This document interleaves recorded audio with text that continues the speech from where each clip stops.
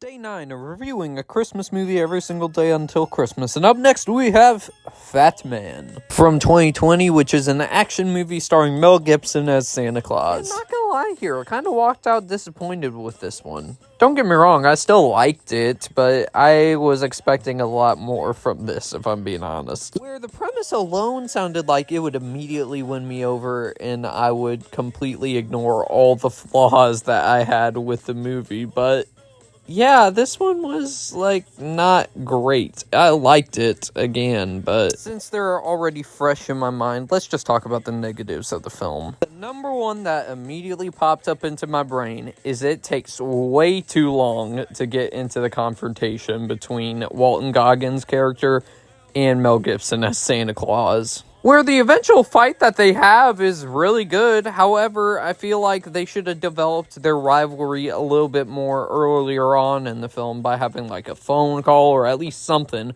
But they just saved the rivalry for the final act of the movie, where the rivalry itself feels completely underbaked. So as you can imagine, since it takes way too long to get to the actual fight, it makes the film feel like a drag, if I'm being honest. And as for my final negative, I do wish they kind of added more Santa quips or something to make Mel Gibson actually feel like Santa Claus, even though he's given a good performance. It's just I wish he felt a little more like Santa Claus. But with that being said, let's move on to the positives of the movie now. So first things first, I think Mel Gibson acts very well as Santa Claus. Walton Goggins was a very fun villain in this movie for him to go up against. And the final act of the movie that you have them two fight in, I thought was really entertaining too.